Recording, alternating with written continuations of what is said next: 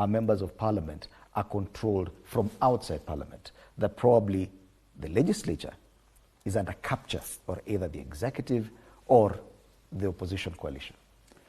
Thank you, Fred. My opinion is that, let me first say, let's not make Kenyans look like they were very wrong. Let's not disrespect them that much. They knew what they were doing. They knew what they were doing. And they did so consciously. The only problem is that they make choices without expecting consequences. 2, they elect people without knowing the roles of those people, without knowing the processes and procedures through which service can be delivered. And that's where we are having these issues, because most Kenyans do not know the process that leads to the process of legislation, the process that even can lead to policies and issues that lead to reduce the high cost of living. On the issue of political parties and independence, Fred, I want to bring to the attention of Kenyans that the principal tool of political mobilization is a political party. He talked about ideologies. There was a fair share of ideological politicking in the last election. I can say that for free. There was a conversation about the economy, trying to raise people from the bottom. There was an issue of social welfare. There was a fair share of mobilization. But was it consequential? There was a fair share of mobilization around ideas. 2, no candidate is under constitutional obligation to belong to any political party. And that's why there's even a Political Parties Act that outlines the character of conduct of people who choose to belong to political parties. That's why we even have the option of an independent candidate, who are the least independent, by the way. Anything in Kenya with the word independent is the least independent. On the issue of the political on the issue of the political parties, I will say this: political parties have an agenda.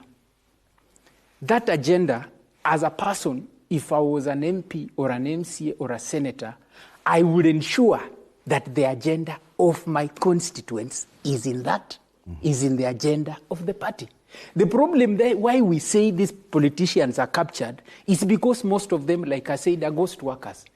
If the agenda of your people is not in the agenda of the party, then you are chasing someone else's agenda. And that's why your people, because they are not represented in that agenda, they feel you are captured, you are not independent. Independence is not about shouting on your own. As a leader, I believe that you must collaborate. Even independent arms of government, there is interdependence among the independent. So as a leader, when you belong to a party or a coalition, to avoid, the only way you can be loyal to your party or party leader and still serve your people by ensuring that by the time that manifesto is being written, that policy is being passed, that law is that is your job, to represent your people. Representing your people is not representing them in funerals or in streets or in churches. Representing your people is ideological, so that whichever law is being passed in parliament, ensure that the interests of the people, of your people, are there. When there's a law to regulate water or the environment, when public participation is happening, collect the ideas of your people and insert them during committee meetings, insert them as amendments in parliament. The moment you've done that, you will be aligned and loyal to your party comfortably, because the agenda of your people is in the big agenda of the party. I don't have a problem with my MP bowing down to the party or the party leader as long as part of our agenda is in.